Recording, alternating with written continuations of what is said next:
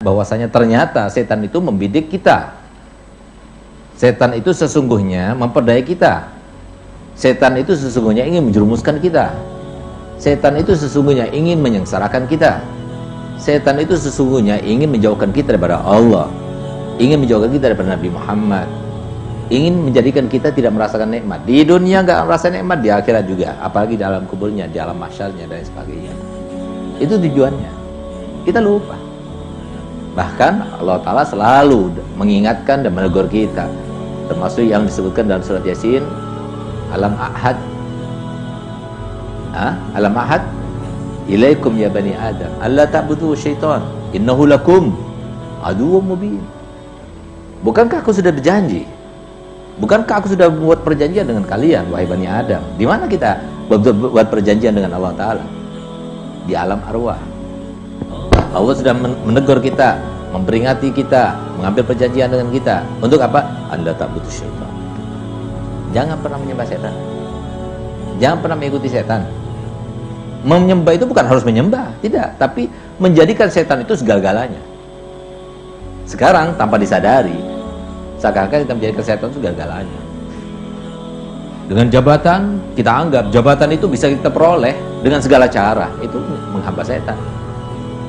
Dengan jabatan kita bisa berbuat sesuka hati, yaitu penghamba setan, penyembah setan. Itu hambanya setan semacam itu. Kapan sih seseorang itu dianggap hambanya setan? Karena itulah tujuan kita hidup di dunia. Sesuai dengan firman Allah Ta'ala, wa ma khalaqtul jinna wal insa illa liya'budun. Kami tidak menciptakan manusia maupun jin kecuali untuk beribadah. Jangan salah. Ibadah di sini bukan ibadah pada setan. Jangan salah. Ibadah di sini bukan ibadah kepada harta benda. Jangan salah. Ibadah di sini bukan ibadah kepada jabatan, kepada perempuan, tahta, mahkota, tidak. Illa liya'budunallah. Untuk beribadah kepada Allah. Tahu kan artinya ibadah? Tahu kan artinya agama? Apa artinya agama? Apa artinya ibadah? Tunduk. Tunduk dengan segala ketentuan dan aturan yang Allah terapkan melalui Rasul dan Nabi. Tunduknya seorang manusia kepada segala aturan dan ketentuan yang Allah tentukan melalui Nabi. Nah itu artinya agama. Itu artinya ibadah.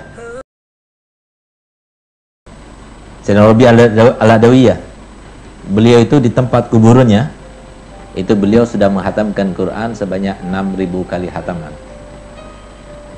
Habib Ahmad Muhdar, ya, beliau itu ketika setiap malam kalau habis sholat isya ini dia langsung masuk kuburnya. Tempat yang akan dikubur itu dia masuk di situ. Sehingga anak-anaknya berkata begini, "Bah, sampai kapan, Bah? Setiap malam kamu masuk kuburannya?" Masuk kuburan, masuk di kubur, dia itu ngaji di situ, sholat di situ gitu, untuk mengingat kepada kematian. Mujahadah, enak di situ, ada AC-nya, ada TV-nya, ada internetnya, nggak ada. Tapi dia supaya ingat kematian. Itu perintahnya Nabi. Uzkuru hazimal ladzat, ingatlah selalu kepada zat yang menghancurkan segala macam kebinasaan. Itu Nabi Muhammad memerintahkan. Sehingga apa? Beliau kalau sudah habis isya masuk ke kuburannya. Sehingga anak-anaknya malu ketika datang tamu, mana abahnya? Di kuburan. Datang lagi tamu, mana abahnya? Masih di kuburan. Akhirnya anaknya bilang begini, "Bah, sampai kapan, Bah, di kuburan terus, Bah? Kita malu, Bah. Ada tamu tanya di mana? Kuburan, kuburan terus." Apa katanya abahnya? "Biarkan, Nak. Aku ingin menghatamkan Quran di tempat aku di tanah nanti." Dengan ribuan hataman. Setelah sampai 6.000 hataman, maka beliau katakan, "Alhamdulillah, Nak, sudah 6.000 hataman sudah saya hatamkan." "Ya sudah cukup, Bah. Nggak usah lagi, Bah." "Enggak. Saya malu. Masa saya kalah sama perempuan? Rabi Adawiyah itu sebelum dia meninggal dia baca 6.000 kali hataman. Masa saya sama seperti perempuan? Saya laki-laki. Ar-rijalu qawwamun 'alan nisa." Akhirnya apa? Dia baca 7.000 hataman. Begitu 7.000 hataman selesai, meninggal dunia. Disambut oleh Nabi Muhammad, disambut oleh bidadari, sebagainya, sebagaimana dilihat langsung oleh anaknya, Soleh. Nah, ini lihat. Nah, jadi nikmat, mendapatkan nikmat luar biasa, tapi mujahadah dulu. Nggak mudah gitu loh. Kita lihat Sayyidina Urwah bin Zubair, sahabat atau tabi'in? Urwah bin Zubair, sahabat. Saudaranya Abdullah bin Zubair yang terkenal dengan orang lomannya orang. Sayyidina Abdullah bin Zubair. Ibunya siapa? Ibunya yang mendapatkan julukan Zatun Nitagain. Dia yang punya bajunya itu dibelah jadi dua untuk supaya mengantarkan makanan kepada Nabi Muhammad ketika Nabi Muhammad bersama Sayyidina Abu Bakar Siddiq berada di gua mana? Gua Hira. Nah, itu Sayyidah Asma ibunya. Subhanallah, Urwah bin Zubair ini dia paling senang, paling nikmat, paling bahagia kalau lagi sholat. Dia merasakan kebahagiaan dalam sholat. Bagaimana tidak? Lihat bagaimana Nabi Muhammad SAW. Nabi Muhammad bersabda, berkata setiap kali berkata kepada Bilal, "Galia Bilal, arihni biha ya Bilal. Arihni biha ya Bilal. Senangkan aku dengannya wahai Bilal." Itu Nabi Muhammad SAW. Kesenangannya itu dengan sholat, kebahagiaan itu dengan sholat. Itu pula sahabat-sahabat Nabi, termasuk Sayyidina Urwah bin Zubair. Apa beliau katakan pada keluarganya? Kalau aku sudah sholat, lakukan apa saja. Silahkan kalian berbuat kegaduhan apapun, tidak akan mengganggu aku. Suatu waktu Sayyidina Urwah bin Zubair dalam suatu peperangan, lututnya ini kena seperti tombak, sehingga kemudian luka itu kalau sekarang itu kayak infeksi gitu ya, infeksi menjalar dan bahaya, harus dipotong. Maka datang dokternya, katanya dokternya ini harus dipotong. Terus ya kalau dipotong ya harus dibius. Apa itu dibius? Ya kamu itu harus tidak ingat apa-apa, seperti orang pingsan. Apa jawabannya kalau tidak? Aku tidak rela. Satu detik pun aku tidak mengingat pada Allah, aku tidak rela. Lihat bagaimana orang soleh. Aku tidak rela. Satu detik pun aku tidak mengingat pada Allah, aku tidak rela. Terus bagaimana ini harus dilakukan? Kalau begitu, lakukanlah ketika aku sholat. Ketika aku sholat, Allahu Akbar, lakukan. Subhanallah. Begitu beliau takbir, Allahu Akbar, beliau selonjorkan kakinya, lalu dipotong dari awal pemotongan sampai akhir. Nggak pernah dia mengatakan, nggak pernah dia mengatakan atau kesakitan, nggak pernah sama sekali. Puji dan puja kita haturkan syukur kehadrat Allah Subhanahu wa taala yang senantiasa memberikan limpahan rahmat dan nikmat-Nya kepada kita. Salawat serta salam selalu tercurahkan kepada Nabi besar Muhammad sallallahu alaihi wa ala alihi wa sahbihi wasallam. Alhamdulillah, kita dapat berjumpa lagi di acara kita bersama yang selalu kita tunggu-tunggu kehadirannya, yaitu Keluarga Samawa. Suatu kajian yang membahas akan kunci kesuksesan dan keharmonisan dalam mengarungi rumah tangga yang berlandaskan ilmu agama yang bersambung kepada Nabi besar Muhammad sallallahu alaihi wa ala alihi wasallam. Bersama narasumber kita, guru besar kita Al-Mukarram Ad-Doktor Al-Habib Segaf Ibn Al-Habib Hasan bin Ahmad Baharum. Khair habana Segaf. Alhamdulillah. Semoga Allah Subhanahu wa taala senantiasa memberikan peliharaan ya Allah Subhanahu wa taala dan juga selalu mendapatkan perlindungan dari Allah Subhanahu wa taala. Al-Habib Segaf. Dan alhamdulillah pada malam hari ini kita akan membahas suatu tema yang sangat menarik, yaitu mencari atau dijodohkan manakah yang lebih terbaik. Langsung saja kita akan bertanya kepada Al-Habib Segaf dengan tema ini. Ya Habib, mencari jodoh atau menunggu jodoh ya Habibana?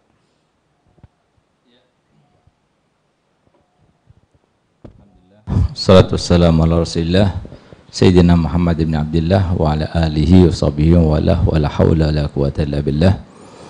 Amma ba'du, para pemirsa Dalwa TV, para pengikut kami yang sedang mengikuti kajian ini dari manapun di medsos kami, yang semoga Allah melindungi dan merahmati kita semuanya, dan semua para santri dan santriwati yang sedang menonton dan sedang live bersama kami. Alhamdulillah, pada malam ini kita bisa melanjutkan kajian kita, yaitu kajian terkait dengan bagaimana kita membangun sebuah rumah tangga yang sakinah, mawaddah dan rahmah, yang disingkat menjadi samawah, yang menjadi dambaan setiap manusia, harapan setiap insan, dan dambaan setiap pasangan, yang tentunya bukan semuanya terrealisasi, akan tapi bukan semuanya tidak akan mendapatkan. Ada yang mendapatkan dan pastinya ada yang tidak mendapatkan, sebagaimana Allah telah menentukan rezeki, Allah telah menentukan ajal, Allah telah menentukan jodoh, maka masing-masing dengan bagiannya sesuai dengan yang Allah tetapkan. Tapi yang pasti adalah Allah SWT sudah menetapkan suatu ketentuan yang terbaik. Naskahnya sudah ada. Allah sudah buatkan dari sebelum Allah ciptakan azal. Sebelum Allah ciptakan alam semesta, sudah ada naskahnya. Tinggal penerapannya, dan sekarang kita berada di alam penerapan, alam pelaksanaan. Sehingga kalau seumpama ada ketentuan di mana itu kita bandingkan dan racakan di syariat Allah SWT ketentuannya itu. Jika sesuai dengan syariat Allah Ta'ala dan sesuai dengan kemauan kita, maka berarti itu rahmat daripada Allah. Tapi kalau seumpama sesuai dengan ketentuan Allah, tapi tidak sesuai dengan hawa nafsu kita dan keinginan kita, itu adalah ujian bagi kita. Bagaimana kita meresponnya, itulah yang diinginkan dan dikehendaki daripada kita sebagai hamba-hambanya. Nah, oleh karenanya Allah Ta'ala firman dalam Al-Quran, ahasiban nas an yutraku ayyaqulu amanna wa hum la yaftanun. Apakah manusia itu mengira bahwasanya mereka itu hanya dituntut untuk mengucapkan beriman kepada Allah, mengucapkan syahadat, 2 kalimat syahadat, mengucapkan kalimat tahlil la ilaha illallah Muhammad Rasulullah misalnya, lalu mereka tidak akan diuji dan dicoba. Ujian dan cobaan Allah itu letaknya di mana? Letaknya dalam naskah yang sudah dibuatnya tapi tidak sesuai dengan keinginan kita. Misalnya, kita di dalam naskah itu bangun tidur harus kita begini. Tapi ketika kita bangun tidur, kita dalam keadaan capek, dalam keadaan masih ngantuk, dalam keadaan masih lesu, dalam keadaan masih mau ngapa-ngapain itu tidak nafsu dan sebagainya, tiba-tiba kita perintahkan begini dan sebagainya. Nah, itu berarti bentuk ujian Allah Ta'ala yang kita itu harus mensinkronkan diri. Nah, sehingga pantas kalau Nabi kita Muhammad SAW kemudian bersabda dalam hadisnya, la yu'minu ahadukum hatta yakunu hawahu tabi'an lima ji'tabi. Tidak beriman salah satu daripada kalian sampai hawa nafsunya, yakni kehendaknya, keinginannya, hobinya, kesenangannya, kebahagiaannya, ketenangannya, itu dengan apa yang aku bawa dalam syariat ini. Kalau sudah kita dapatkan, ketentuan apapun yang terjadi pada kita selaras dengan keinginan kita, selaras dengan kehendak kita, selaras dengan cita-cita kita, selaras dengan keinginan kita, ketahuilah berarti kita berada di dalam ranah rahmatnya Allah Subhanahu wa Ta'ala, dan berarti kita berada di dalam ranah cintanya Allah Subhanahu wa Ta'ala dan perhatiannya serta riayahnya dan inayahnya. Tapi kalau seumpama kita tidak selaras, kita menentang, bahkan kita tidak menerima, bahkan yang ada itu kita melakukan dosa di atas dosa misalnya, dengan kita melakukan sesuatu yang dilarang oleh Allah Ta'ala dalam agamanya, maka ketahuilah berarti itu adalah sebuah hal yang menunjukkan bahwasanya kita bukan termasuk orang yang dikehendaki Allah Ta'ala dengan kebaikan dan rahmatnya. Oleh karena itu, tema pada malam ini adalah tema yang sangat bagus ya. Dijodohkan atau mencari jodoh sendiri ya. Dijodohkan oleh guru, dijodohkan oleh orang tua, dijodohkan oleh saudara ya. Atau kita mencari sendiri, kita yang menentukan sendiri. Memang ini adalah sesuatu yang bagus ya, tapi semuanya tidak akan lepas daripada naskah. Naskahnya sudah ada. Sebagaimana disebutkan bahwasanya kehidupan ini adalah panggung sandiwara. Naskahnya sudah ada. Sutradaranya siapa? Sutradaranya adalah Allah Subhanahu wa Ta'ala. Nah, oleh karena itu, maka di sini kita harus memastikan bahwasanya diri kita itu berada di dalam sesi yang mana gitu. Di dalam ranah yang mana? Dua-duanya itu adalah ketentuan Allah, naskah Allah. Cuma kita harus meresponnya dengan baik. Dijodohkan orang tua, perlu diketahui. Ada sisi baiknya, yang mungkin ada sisi kekurangannya di dalam persepsi kita atau menurut persepsi kita. Sisi baiknya itu apa? Sisi baiknya itu adalah kalau orang tua yang memilihkan jodoh untuk anaknya, pertimbangannya itu matang. Kenapa pertimbangannya matang? Ya, sejelek-jeleknya orang tua, tidak ada orang tua yang berharap anaknya itu jelek juga nasibnya seperti orang tua tersebut. Itu nggak ada. Atau dengan kata lain, sejahat-jahatnya orang tua tidak akan menjahati anaknya sendiri. Ya, mau orang tua ayah, mau ibu, itu seperti itu. Kaidahnya sunnatullah itu di dalam alam semesta ini seperti itu. Kemudian yang kedua, orang tua itu kan adalah seseorang yang paling besar kasih dan cintanya kepada kita. Sehingga nggak mungkinlah dengan pertimbangan apapun kemudian kita itu diberikan sesuatu yang tidak terbaik. Yang ketiga, kalau seumpama terjadi sesuatu yang kemudian misalnya yang sulit untuk kita menghindarkan antara adanya clash antara istrinya atau suaminya dengan orang tuanya, ya. Nah, kalau semua terjadi clash dan sebagainya, maka orang tuanya tidak akan menyalahkan kita, dia akan menyalahkan dirinya sendiri, gitu. Berarti itu kan bukan pilihan saya, itu kan pilihan ibu, gitu. Nah, jadi artinya ada sisi baiknya, tapi mungkin ada sisi kurangnya. Dan menurut Al-Fakir sendiri itu bukan sisi yang kita anggap sebagai kekurangan, ya, tapi karena memang kita itu kurang pengalaman.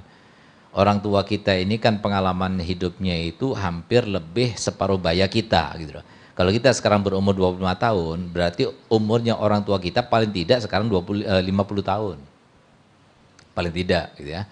Nah, kalau kita kawin sekarang 17 tahun, berarti paling enggak 17 tahun lagi ditambah 17 tahun itu usia daripada ibu kita paling tidak, ya. Kalau sama dia kawin 16, 17 sudah punya anak, gitu. Nah, artinya apa? Artinya di sini adalah orang tua itu punya pengalaman.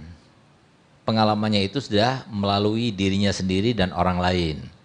Dia pernah dengar cerita, dia pernah dengar sebuah keluhan, keluh kesah, bahkan dia sendiri pernah mengalami begini, begitu dan sebagainya. Oh, ternyata dengan pertimbangan-pertimbangan itu, ini yang terbaik. Dengan segala sisi, dia itu pikirkan ini yang terbaik. Nah, sehingga apa yang diberikan untuk anaknya, itu biasanya yang terbaik. Nah, itu kalau seumpama orang tua. Jadi lebih baik kalau menurut Al-Fakir, kalau dipilihkan orang tua, itu adalah yang paling bijak. Itu adalah yang paling baik, ya. Walaupun sunnah untuk kita itu sebagai orang tua, menanyakan dulu, jangan langsung kita pasangkan. Walaupun kita itu berhak untuk mengawinkan putri kita atau cucu perempuan kita dengan seorang laki-laki tanpa seizinnya, tanpa minta persetujuannya, itu boleh karena kita adalah wali mujbir namanya. Jadi ayah sama kakek saja. Selain daripada ayah dan kakek itu tidak diperkenankan dan tidak diperbolehkan. Hanya ayah dan kakek saja.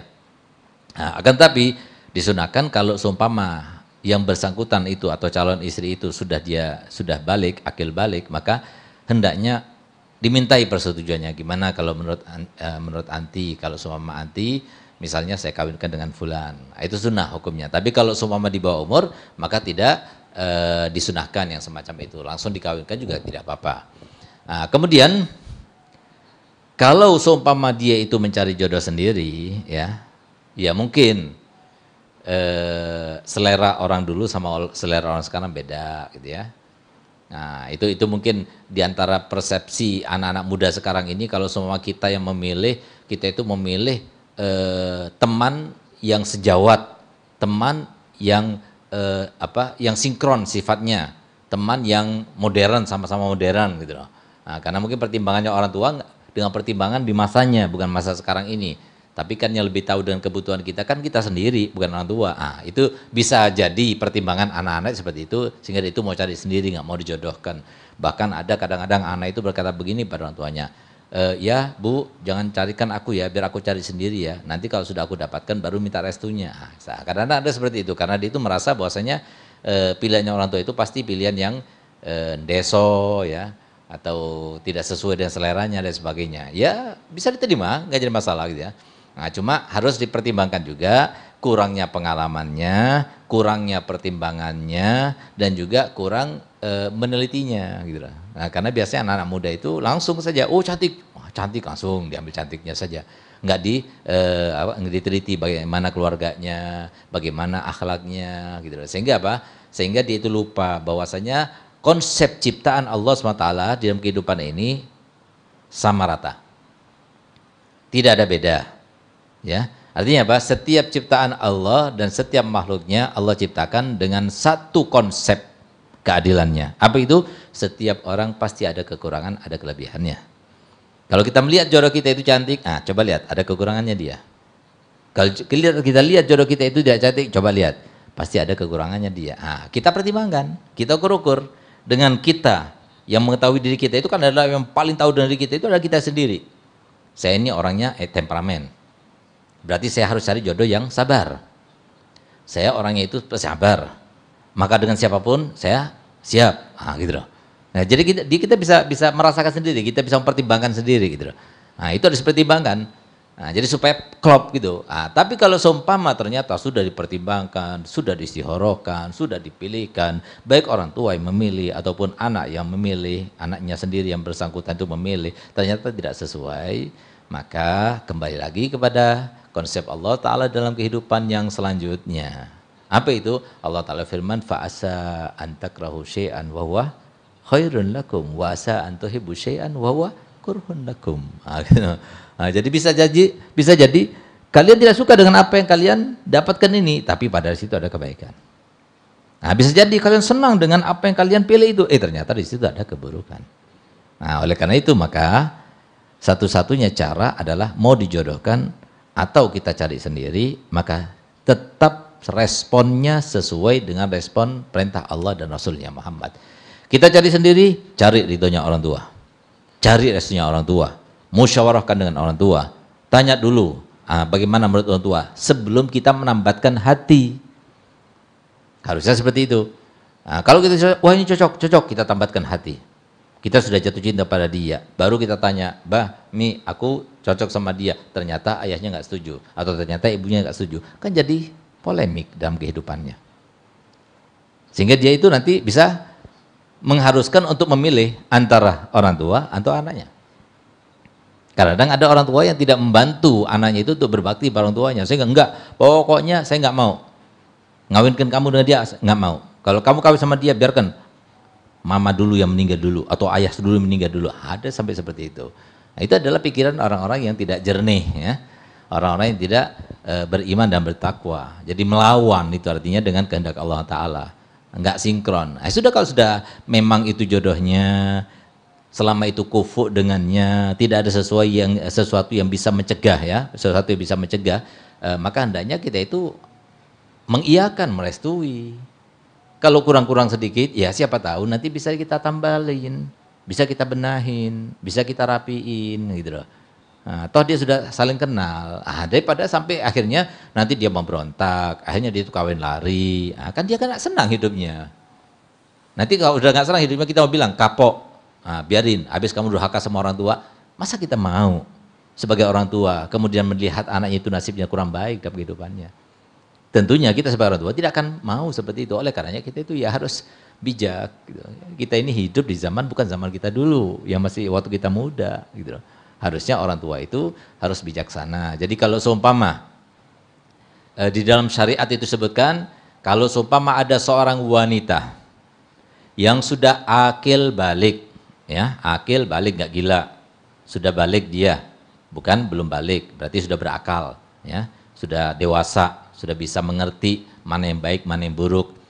Kemudian diminta kepada orang tuanya untuk supaya dikawinkan dengan pilihannya. Maka kalau seumpama tidak ada sifat yang dapat mencegah keabsahan nikahnya, misalnya sama-sama kufunya, ya, bukan tidak kufu, ya, agamanya sama, dan juga nasabnya. Sama sekali tidak ada yang bisa mencegah akan keabsahan nikahnya. Hukumnya haram kalau seumpama orang tua itu mengatakan, tidak, saya tidak akan kawinkan. Haram hukumnya. Silakan buka di dalam kitab Fathul Mu'in, Kifayatul Ahyar, maupun di kitab Fathul Wahhab dan sebagainya. Itu seperti itu. Nah, jadi begitu pula ketika orang tua sudah ingin melaksanakan kehendaknya, ingin menikahkan, ingin menjodohkan dan sebagainya. Sebagai seorang anak itu hendaknya manut. Turut saja. Kita lihat kan, dan belum kita berlalu dari waktu yang sangat istimewa, dari sebuah sejarah yang sangat fenomena. Apa itu? Sejarah Nabi Allah Ismail alaihissalam. Di mana dia itu diminta oleh orang tuanya untuk disembelih karena perintah Allah SWT kepada ayahnya tersebut. Apa kata Sayyidina Ismail? Wahai ayahku, jika itu adalah perintah Allah Ta'ala, lakukanlah. Insya Allah engkau akan mendapatkan diriku ini termasuk orang-orang yang sabar. Nah, itu harusnya anak seperti itu. Jadi kalau sudah orang tua menentukan apa, sudah, nggak usah pakai bilang begini, begitu dan sebagainya. Udah, jalankan. Kalau cantik, ya kurang cantik Mi, itu relatif. Kurang tinggi Mi, itu kurang relatif. Kurang kaya dan sebagainya, itu relatif. Jadi kekayaan itu bukan yang membahagiakan, kecantikan itu bukan membahagiakan. Kalau ingin tahu apa yang membahagiakan, mau pasangan kita itu yang kita cari laki-laki, ataupun jodoh kita yang kita laki itu perempuan, yang paling membahagiakan itu adalah agamanya. Kalau sudah calon mantu kita itu adalah seorang santriwati, apalagi seorang ustazah, maka insya Allah akan menghasilkan kehidupan yang sangat menyenangkan bagi keluarganya. Dia akan menjadi istri yang solihah, kemudian menjadi ibu yang solihah, kemudian menjadi seorang pendidik yang solihah, kemudian menjadi seorang nenek yang solihah, kemudian akan dikenang sebagai seorang wanita yang solihah.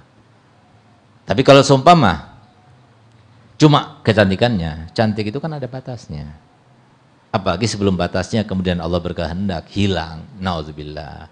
Makanya yang merasa cantik jangan pernah sombong, yang merasa kaya jangan pernah sombong, yang merasa kuat jangan pernah sombong. Karena apa? Ketika kita sombong terhadap sesuatu yang Allah berikan, Allah yang memberikan, bukan siapa-siapa, bukan kita yang mengusahakan, Allah yang berikan. Ketika sudah kita itu sombong, berarti kita itu telah melakukan sesuatu yang sifatnya itu sudah mempersiapkan diri untuk kehilangan daripada apa yang kita sombongkan itu. Sehingga dia sombong dengan wajah cantiknya, celakaan, akhirnya wajahnya yang rusak. Naudzubillah, ya. Nah, tapi kalau seumpama tidak terjadi seperti itu, ya tunggu waktunya. Kalau sudah umur 40, kemudian masuk udah 50, sudah wajahnya udah lain. Hilang sudah kecantikannya. Kalau soal kita kawin karena cantiknya, ketika dia nggak cantik, nggak sayang lagi. Nah, gitu. Nah, oleh karenanya yang dicari itu bukan cantiknya. Kecantikan itu diperlukan hanya sesaat. Tapi sifatnya yang menenangkan, sifatnya yang membahagiakan, sifatnya yang memberikan ketentraman, itu yang kita perlukan. Dan sifat semacam itu tidak mungkin akan tumbuh kepada seseorang yang cantik atau yang tidak cantik, kecuali bagi mereka yang bertakwa kepada Allah. Enggak mungkin ada orang bertakwa kepada Allah lalu dia tidak mengerti agama, tidak mungkin. Enggak pernah baca Quran, enggak pernah dengar hadis Nabi, enggak mungkin gitu loh. Oh, dia secara otodidak bisa jadi orang bertakwa. Dari mana itu ceritanya? Mana ada ceritanya semacam itu? Oleh karenanya Allah Ta'ala sudah jelas-jelas menjelaskan dalam Al-Quran, la yastawil ladzina ya'lamuna wal ladzina la ya'lamun. Enggak sama antara orang yang tahu dengan orang yang tidak tahu.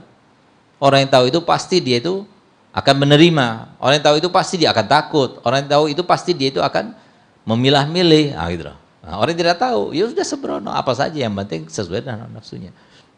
Nah, jadi dua hal itu sama-sama baiknya, ya. Dari segi pandangan agama sama-sama baiknya, cuma harus direspon dengan respon sesuai dengan perintah agama, jangan sampai melawan perintah agama, itu saja. Ya seperti itu. Ya Habib. Ya. Kita sebagai anaknya Habib dituntut untuk berbakti kepada orang tua. Namun berat sekali jika seorang tua itu menjodohkan kepada seorang yang tidak sesuai dengan kriteria kita. Dan terkadang sifat orang tua berkeras ya Habib. Di zaman sekarang ini berkeras, tidak mendengarkan omongan dari dan masukan dari anak. Bagaimana harusnya kita menyikapi ya Habib? Ya benar. Jadi sebetulnya tema pada malam ini Itu intinya itu di sini. Gitu. Intinya itu adalah bagaimana kita menerapkan keadaan kita dijodohkan atau kita mencari jodoh, yang pastinya dua keadaan itu akan menimbulkan polemik. Nah, maka hendaknya polemik itu harus selesai, tapi sesuai dengan perintahnya Allah Ta'ala. Gitu. Nah, jadi jangan kita itu pernah bermimpi ingin merealisasikan sesuatu tanpa ada hambatan di dunia. Tidak ada. Karena Allah Ta'ala sudah bersabda dalam hadisnya, inna ma'al usri yusra, inna ma'al usri yusra. Setiap kesulitan pasti ada kemudahan. Setiap kemudahan pasti ada kesulitan. Jadi nggak ada yang kemudian lancar saja, alhamdulillah lancar semuanya, nggak ada hambatan, nggak ada halangan, nggak mungkin. Sama di dunia nggak mungkin. Yang ada itu di mana? Nanti di surga. Nggak ada hambatan. Pengen apa saja, nggak ada hambatan.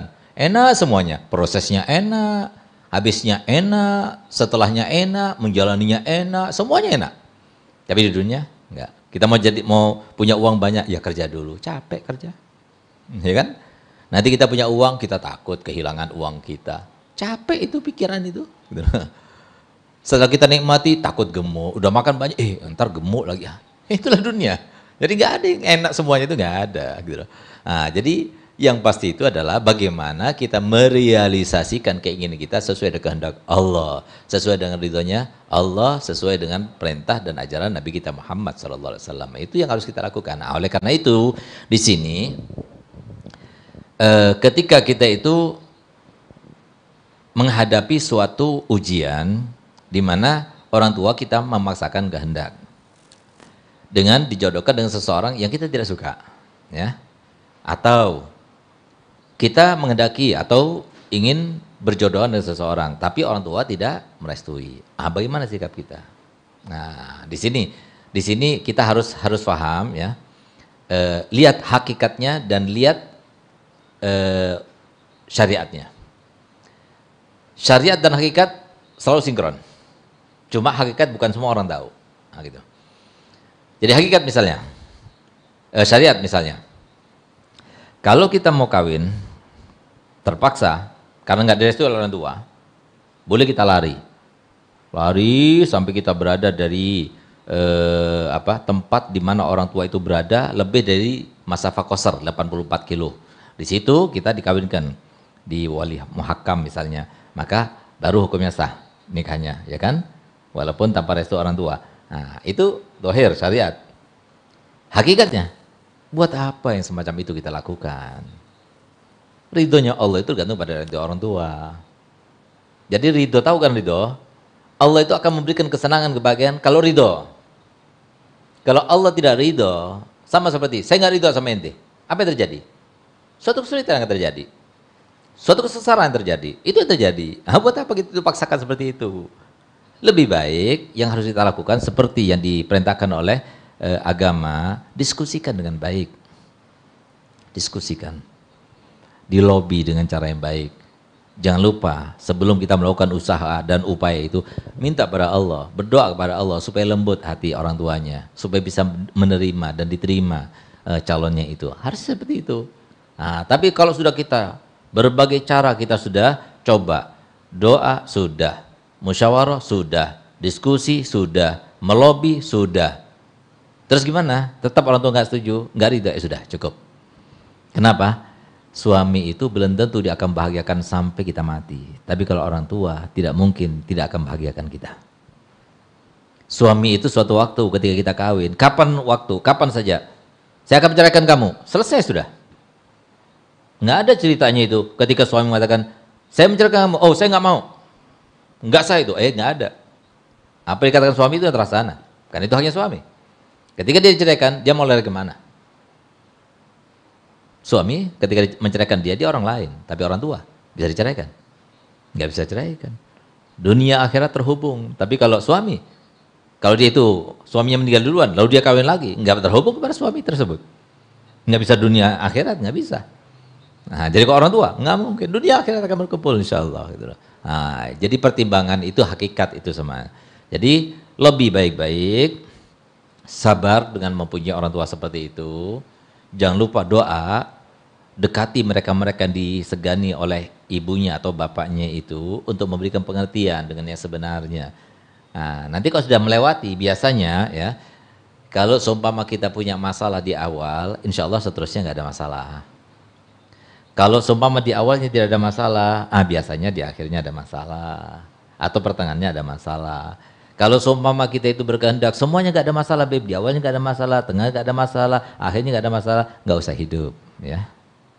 Kenapa? Nggak mungkin itu terjadi. Gitu. Jadi kita harus siap. Sebagai seorang makhluk Allah, seorang hamba Allah, kita harus siap. Kalau nggak hari ini ada masalah, besok. Kalau nggak besok ada masalah, nanti. Kalau nggak nanti ada masalah, lusa. Gitu. Itu pasti. Kalau nggak masalah kita terkait dengan ekonomi, terkait dengan kesejahteraan kita, terkait dengan kesehatan kita, terkait dengan istri kita, terkait dengan anak kita, terkait dengan tetangga kita, terkait dengan status kita, terkait banyak hal. Allah Ta'ala memberikan ujian itu banyak hal dari segala arah, karena semuanya milik Allah. Tinggal Allah berkehendak, innama amruhu idza arada syai'an ayaqula lahu kun fayakun. Semuanya kun fayakun, keadaan kun fayakun, semuanya kun fayakun. Kalau sudah Allah berkehendak bagaimana? Tinggal kita meresponnya bagaimana. Jadi jadilah seorang hamba ya dalam kedua keadaan ini seperti yang disampaikan Nabi Muhammad SAW. Apa itu? Kun ma'al khalqi ka'anla khalqah. Jadilah kamu itu bersama makhluk. Siapa makhluk? Orang tua. Siapa makhluk? Suami. Siapa makhluk? Istri. Siapa makhluk? Keluarga. Siapa makhluk? Tetangga. Siapa makhluk? Yang kita hadapi. Seakan tidak ada makhluk. Tapi yang ada Allah. Kita diginikan, kita disakitin, kita diini sebagainya. Jangan lihat orangnya, lihat Allahnya. Yang melintaskan keinginan dalam hati orang tua supaya anak itu berjodoh dengan fulan, itu siapa? Allah, bukan orang lain, bukan dia sendiri. Allah yang berkehendak. Sehingga kita harus meresponnya. Bagaimana cara meresponnya? Itu yang harus kita lakukan. Jadi jangan sampai kita bermasalah dengan orang tua. Fahami? Jangan sampai kita bermasalah dengan orang tua. Kalau kita sudah bermasalah dengan orang tua, semua amal ibadah kita, semua keluarga kita, semua harta benda kita, semua apapun yang terkait dengan kita tidak ada harganya sama sekali. Camkan baik-baik. Jangan pernah ada masalah dengan orang tua ataupun guru kita. Kalau sudah kita ada masalah dengan orang tua ataupun guru kita, nggak berharga semuanya itu. Nggak berharga. Kita punya harta semuanya berkat orang tua. Kita punya harta benda semuanya berkat orang tua. Kita punya wibawa, kita punya jabatan, kita punya ilmu, kita punya semuanya karena orang tua. Kita mau balas apa? Belum bisa membalas, kita sudah bisa melukai orang tua. Sampai berani-beraninya seorang anak tidak menyapa orang tua. Sampai berani-beraninya anak-anak itu kemudian menjadikan seakan-akan orang tua, biarkan dia itu menyesal. Biarkan. Siapa dia yang dibuat seperti itu? Orang tuanya. Yang sudah berkorban untuknya. Jadi nggak ada orang tua itu kemudian zalim, itu nggak ada. Jadi camkan baik-baik, camkan baik-baik. Kami selalu memberikan himbauan, terutama kepada para santri dan santriwati kami. Kalau sudah, oleh karenanya sebelum itu terjadi, karena itu sudah terjadi, berarti itu adalah cobaan yang terbesar, karena terkait dengan orang tua. Sebelum itu terjadi, kasih tahu, Mi, Ba, An ini kalau pengen dijodohin itu gini, sesuai dengan ini, gitu. Dengan cara yang baik, sehingga tidak salah-salah nanti. Nanti kalau sudah terkadung, itu sudah cobaan berarti. Bagaimana cara meresponnya dengan cara yang baik. Jadi yang paling tahu dengan orang tua kita siapa? Kita. Oleh karena nanti kalau sudah berjodohan dengan jodoh kita, maka yang paling harus kita hindarkan dalam rumah tangga kita itu adanya clash dengan orang tua kita. Jangan sampai ada clash antara istri kita dan orang tua kita. Bagaimana caranya? Kita kan paling tahu. Maka kita harus jelaskan, sifatnya ibu saya itu begini loh, sifatnya abah saya itu begini, ibu saya itu kalau senang itu giniin, saya itu senang itu giniin, kasih tahu. Yang kira-kira kalau dilakukan oleh istri kita itu nggak disenangi, kasih tahu. Begitu pula istri juga bekerja sama dengan suaminya. Ibu saya itu begini, ayah saya itu begini, coba kamu selamat sekarang sampai pagi, dia senang deh pasti. Coba kamu itu bawa ini belikan. Jadi kita harus saling bekerja sama untuk mencari ridhonya orang tua itu. Kalau sudah sama-sama kita dapat ridhonya orang tua, maka kita pasti akan mendapatkan ridhonya Allah. Itulah maksud daripada kehidupan. Ya, kehidupan itu seperti itu gitu. Oleh karenanya jadi jangan sampai kita itu meniadakan ya suatu dilema dalam kehidupan atau polemik dalam kehidupan, itu nggak mungkin. Gitu. Jadi pasti ada. Silakan. Ya Habib, terkadang ya Habib kita menjadi seorang santri sering dihadapkan dengan suatu dilema orang tua kita menjodohkan, guru kita juga dari saking sayangnya kepada kita, cintanya kepada kita juga menjodohkan. Mana yang harus diutamakan ya Habib? Iya, jadi kalau seumpama terbentur antara guru dengan orang tua dalam masalah jodoh ya, nah, ada masalah jodoh, maka sebetulnya itu juga bisa diselesaikan ya dengan cara yang baik, dengan sopan santun dan sebagainya. Yang pertama yang harus pertimbangkan, biasanya guru itu lebih bisa menerima daripada orang tuanya.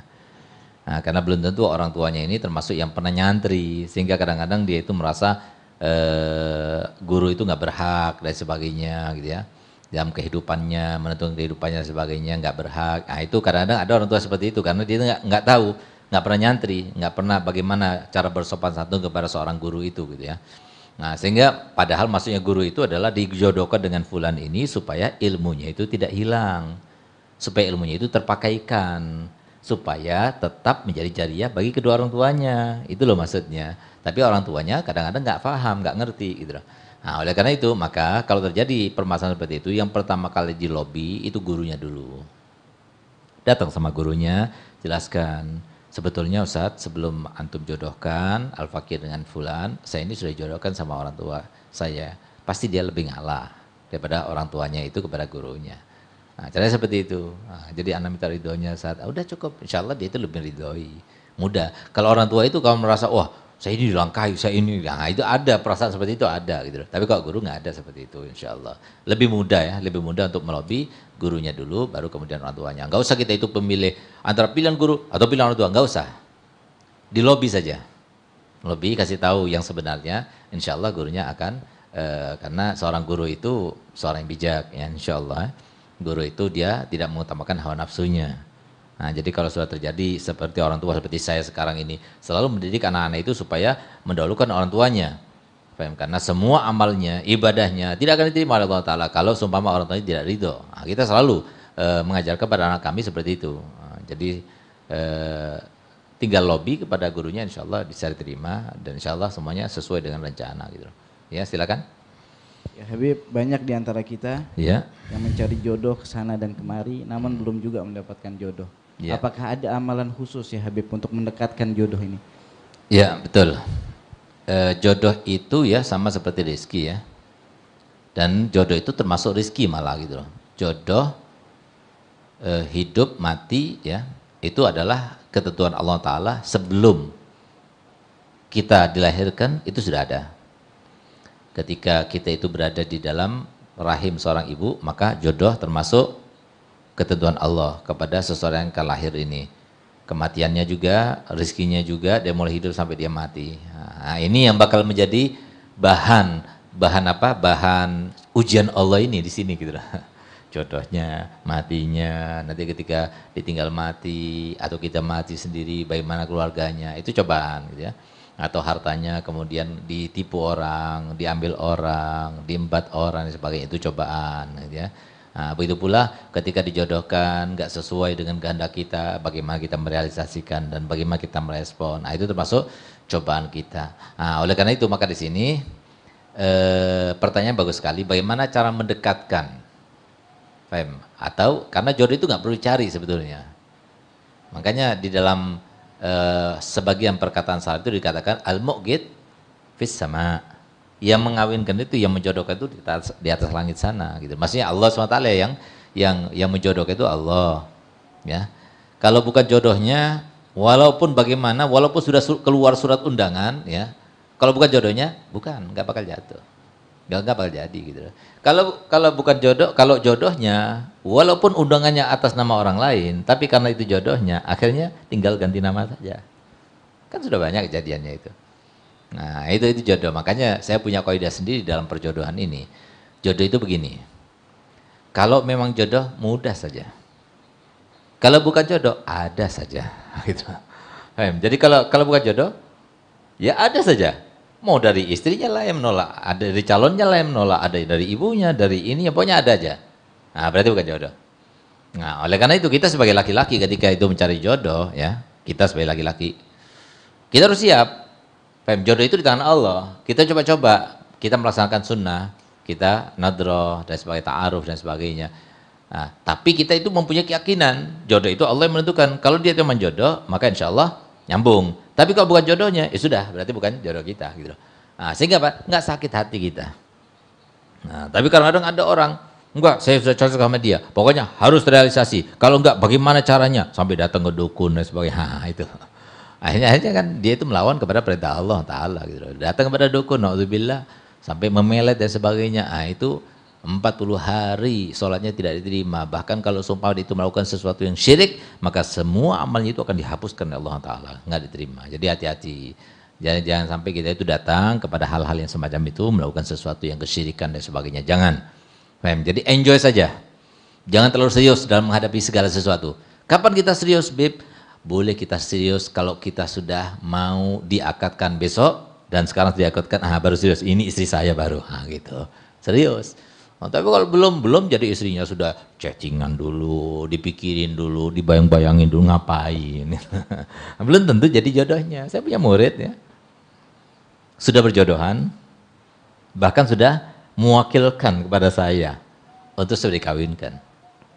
Dan ini terjadi di bulan Sya'ban kemarin ya, bulan Sya'ban kemarin sebelum Ramadan. Yang tahun lalu, awal pandemi ya. Sudah diwakilkan kepada saya. Sudah saya hitung, dari segi namanya bagus, ini apa semuanya sudah bagus, oke. Bahkan sudah bikin undangan, sudah. Ternyata 1 bulan sebelum hari hanya meninggal dunia. Sudah meninggal dunia. Dan subhanallah digantikan sama misananya, sama-sama murid saya juga. Gitu. Nah coba lihat, undangannya ada, ya sudah diperencanakan semuanya, tapi ternyata nggak berjodoh. Kenapa? Dia meninggal dulu. Ada juga yang sudah keluar undangannya, ya, bahkan sudah datang hari hanya, bahkan sudah akad nikah sudah dilaksanakannya. Begitu dia qabiltu nikah tazwijah bil mal mazkur, akhirnya dia batuk, dia pingsan. Yang laki ini pingsan, dibawa ke rumah sakit, di tengah jalan meninggal dunia. Nah, itu. Jadi jangan serius. Keseriusan itu hanya untuk Allah dan Rasulnya Muhammad. Kalau keseriusan untuk hamba-hambanya, tunggu kepastian. Pasti serius, nggak pasti jangan serius. Nah, jadi seperti itu. Kenapa? Kemungkinan itu banyak terjadi, banyak hal yang akan terjadi. Sehingga kalau kita sudah mempersiapkan diri seperti itu, maka apapun yang terjadi tidak akan menjauhkan kita. Jadi respon kita itu tidak terlalu berat. Gitu. Jadi kita bisa menghindarkan diri pada hal-hal yang dosa sifatnya.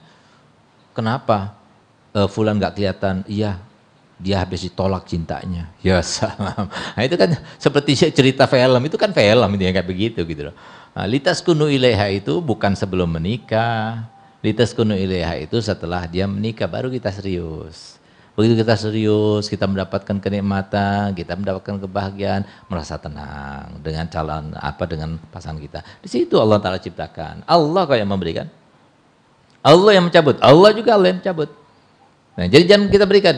Dari sekarang kita sudah siap. Jangan saya memberikan cinta saya atau saya tambatkan hati saya kecuali kepada yang sudah pasti. Belum pasti, jangan. Nah, gitu loh. Kita ngelihat di mall-mall, kita jalan nih di mall, ada pakaian bagus-bagus, dilihat satu pakaian, pokoknya itu harus punya saya, itu harus punya saya. Tapi dia nggak punya uang, cuma nunjuk doang. Setiap minggu dilihat, oh masih ada. Minggu kedua dilihat, oh masih ada, terus gitu loh. Uangnya nggak pernah kumpul-kumpul, nggak pernah punya. Sampai suatu waktu nanti hanya diambil gitu loh ya. Dia nggak punya uang. Jadi ngapain ditetapkan? Jadi lebih baik kita punya uang berapa, sesuaikan. Nah gitu. Jadi nggak usah kita itu akhirnya habis waktu kita mikirkan sampai bawa mimpi beli baju itu dan sebagainya. Nah, itu karena kita itu terlalu fokus pada sesuatu yang tidak seharusnya kita fokus di dalamnya. Nah, jadi pahami yang semacam itu. Jangan kita serius kecuali kalau sudah datang kepastian baru kita serius. Itu masalah jodoh ya. Terus? Habib, terakhir ini bukan pertanyaan ya Habib, ya. Kan tapi permintaan nasihat dari antum untuk para jombloers Habib, jomblo dan jomblowati. Iya, ini nasihat bagi para jomblo dan jomblowati dari Al-Fakir. Yang pertama kepada para jomblo, ya, ingatlah bahwasanya keadaan kalian itu bukan keadaan yang terbaik. Karena semua nabi, semua rasul yang berjumlahnya 124.000 nabi dan 313 rasul semuanya kawin kecuali Nabi Isa dan Nabi Yahya. Bahkan Rasulullah sendiri yang bersabda, "Amma wallah, inni la akhsyakum lillah wa atqakum lah, lakinni usolli wa argud wa asumu wa aftir wa tazawwaju nisa, faman raghiba an sunnati falaysa minni." Ingatlah kata Nabi Muhammad SAW, aku adalah orang yang bertakwa kepada Allah. Akan tapi aku sholat, kadang-kadang tidur, kadang-kadang puasa, kadang-kadang berbuka. Nah, ketahuilah bahwasanya nikah itu adalah sunnahnya para nabi dan sunnahku. Maka barang siapa yang tidak senang dengan pernikahan, berarti dia bukan termasuk golonganku. Ini yang pertama. Yang kedua, Nabi SAW bersabda, syirarukum uzzabukum, hai para jomblo-jomblo, kalian itu adalah orang yang paling jelek di antara umatku. Yang paling jelek yang nggak punya istri nih, yang nggak punya pasangan nih. Sampai-sampai Rasulullah dalam hadis lain Nabi bersabda, miskinun rajulun la zaujatalah, kesian deh laki-laki yang belum ada istrinya. Wa miskina imra'atun la zaujalaha, dan kesian deh perempuan yang tidak ada suaminya. Ini bagi yang laki-laki dulu ya, jomblo bukan jomblowati. Terus yang ketiga itu, hai para jomblo ya, hendaknya kalau cari jodoh itu yang sesuai, yang sepadan. Jomblo itu, kalian itu biasanya dapat jodoh itu yang satu strip di bawahnya atau di atasnya, atau paling banyak 2 strip lah gitu loh. Nah, jangan bermimpi, mukanya nilainya 4, pengen dapat yang seperti artis, nilainya 9, nah, nggak bakal dapat, sampai mati nggak bakal dapat. Apalagi sampai, kenapa kamu nggak kawin? Iya Sat, kenapa? Saya sudah patah hati, cinta saya tertolakkan, sehingga saya sudah berjanji seumur hidup saya tidak akan kawin. Kesian deh istrinya sudah, calonnya itu sudah nikah, sudah punya anak banyak, dia itu masih jomblo. Kesian ini orang semacam ini. Ini orang yang gagal dalam kehidupannya ini. Nah, jadi jangan kita itu sampai meninggalkan sunnah gara-gara cuma mempertahankan patah hati dan sebagainya gitu. Nah, jadi ketahuilah bahwasanya kalian semuanya para jomblo-jomblo ini, itu cintanya itu cinta monyet, ya, bukan cinta sejati gitu. Nah, kalau seperti yang disebutkan itu Laila Majnun, nah itu cinta sejati itu, sekali tok dia itu ketemunya.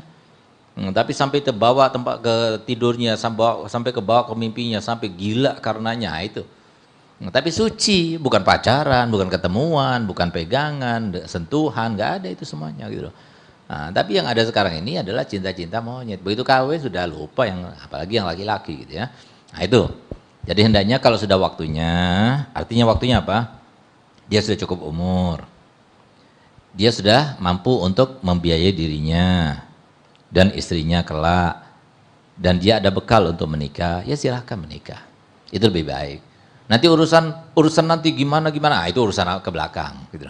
Nah seperti anak saya Habib Alwi, Baharun, nah itu umur 17 tahun saya sudah akadkan. Tapi dia berangkat ke Mekah, pulang umur 20, nah, dia pulang, udah itu dia kawin beneran, nah, dia dilaksanakan resepsinya. Nah sekarang umur 21 sudah punya anak, gitu loh. Nah, terus dia masih belum punya kerjaan. Nah saya kan ada, saya mampu, orang tuanya. Selagi mampu, masa kita mau, nah, lebih baik anak kita selamat daripada dosa, ketimbang anak kita nggak selamat daripada dosa, tapi dia itu kemudian melakukan dosa, ya, naudzubillah, ya, tapi dia punya pekerjaan buat apa, gitu. Ya, kita orang tua itu harus tanggung jawab. Kita orang tua itu harus paham bahwasanya yang namanya nafsu yang paling berat bagi seorang jomblo itu ada nafsu yang terkait dengan perempuan, gitu ya. Nah, jadi jangan samakan antara kita dengan mereka, apalagi zaman sekarang. Zaman sekarang itu beda zaman dulu. Zaman sekarang itu semuanya ada, gitu. Nah, itu wasiat dan pesan bagi jomblo. Jadi kalau sudah jomblo, sudah waktunya untuk menikah, nikahlah. Asalkan sudah ada modalnya untuk menikah dan dapat restu orang tua. Sementara orang tua jangan pernah mencegah anaknya, atau gara-gara hanya anaknya tidak mempunyai bekal untuk menikah. Jadi kita harus berkorban sebagai orang tua. Daripada dia itu sampai pacaran, naudzubillah, sampai dia itu berzina, naudzubillah. Itu nanti juga orang tua akan mendapatkan imbasnya.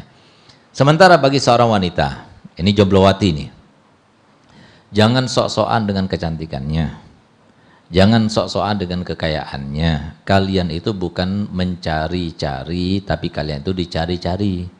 Ya, artinya apa? Bukan kalian itu mencari-cari mana pasanganku yang pas, mana enggak. Nah, jadi kalian itu dicari dulu. Kalau sudah ada yang cari, sudah ada yang minta, baru kalian tentukan mau diterima atau tidak. Gitu loh. Nah, sementara kalau semua ada yang sudah mau sama kalian, kalian syukur pada Allah SWT. Berarti kalian itu diminati. Sudah ada rezekinya berarti. Tinggal kalian respon dengan baik sesuai dengan perintah Allah. Apa itu? Nabi SAW bersabda, "Idza ja'akum man tardawna dinahu wa amanatahu fazawwiju, fa in lam taf'alu takun fitnatun wa fasadun kabir fil ardi." Ya, artinya jika datang kepada kalian yang kalian ridho dengan amanat dan agamanya, kawinkan dia. Kalau tidak, akan terjadi suatu fitnah dalam keluarga atau menjadi sebuah kerusakan yang meluas dalam bumi. Artinya menjadi sebab bencana. Nah, jadi kalau seumpama dilihat siapa yang datang, oh orangnya itu baik, orangnya akhlaknya baik, amanatnya baik, takwanya baik, agamanya baik, cuma dia kurang punya, dia kurang tampan. Bukan jelek ya, kurang tampan misalnya, nggak sesuai dengan harapan saya itu dia itu dapat seperti gini loh, seperti apa artis ini, nah jangan gitu loh. Nanti kalau kita tolak nanti jadi fitnah. Nah, oleh karenanya datangnya seorang jodoh atau calon yang meminta kepada kita, para jomblowati ini, itu adalah ujian daripada Allah. Bagaimana kita meresponnya? Harus cari alasan yang tepat. Kalau kita nggak suka dengan dia atau kita nggak menerima dia, cari alasan yang tepat. Kalau kita nggak salah memberikan alasan, maka menjadi sebuah fitnah dalam keluarga.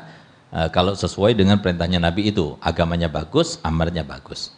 Nah, tapi kalau amanatnya dan agamanya nggak bagus, ya ada masalah.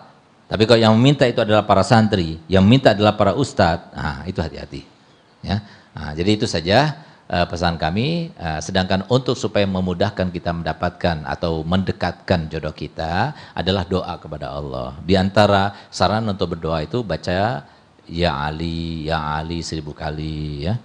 Nah, kemudian baca sholat 2 rakaat, sholat hajat, sambil kita membaca Rabbi inni lima anzalta ilayya min khairin faqir. Itu doanya Nabi Musa ketika akan mendapatkan istri ya, yaitu anak daripada Sayyidatuna siapa? Sayyidina siapa? Syuaib ya. Nah, kemudian di antaranya juga baca salawat busyrah. Salawat busyrah itu diniati waktu baca sholat, tentu basyiruna biha, diniati jodoh yang baik, yang soleh maupun yang solehah insyaallah. Jangan lupa kalau sudah kita itu merasa ini adalah jodoh kita, untuk melaksanakan sholat istikharah. Setelah kita bermusyawarah dengan orang tua, setelah kita tahu dengan akhlak dan apa budi pekertinya, baru kemudian kita tentukan tanggalnya. Insya Allah semoga yang belum kawin dimudahkan untuk mendapatkan perkawinan kalau sudah waktunya. Yang sudah kawin semoga berikan kebahagiaan dan kelangan dalam kehidupannya. Dan semoga kita semuanya termasuk yang bisa mensinkronkan diri dengan ketentuan Allah SWT sesuai dengan perintahnya. Ala hadhin niyah walikul niyatin salihah wala manawasarafuna salih. Al-Fatihah.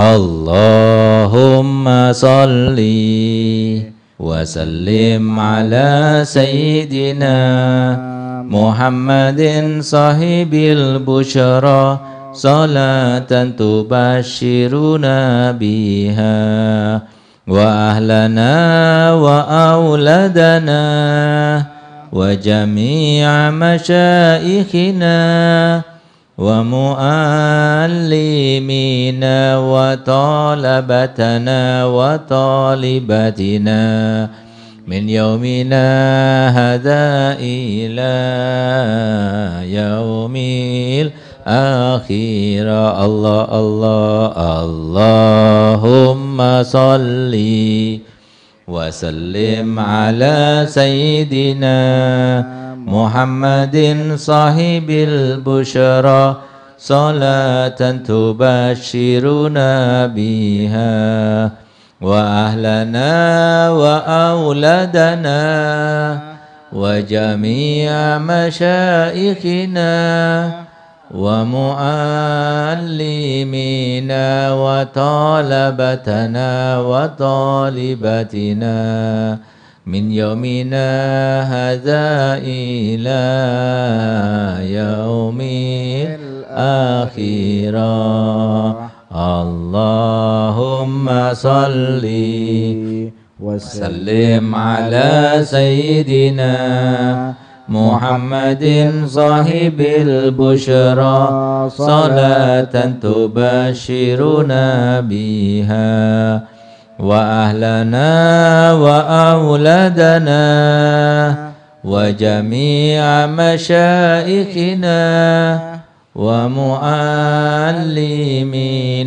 وطلبتنا وطالباتنا من يومنا هذا إلى يوم الآخرة. يا ربنا اعترفنا بأننا اقترفنا وأننا أشرفنا على لظى أشرفنا فتب علينا توبة تغسل كل حوبة واستر لنا الأورات وآمن الروعات واغفر لوالدينا ربي ومولودينا والأهل والإخوان وسائر الخلان وكل ذي محبة أو جيرة أصابة والمسلمين أجمع آمين يا ربي أسمع فضلا وجودا منا لا باكتساب منا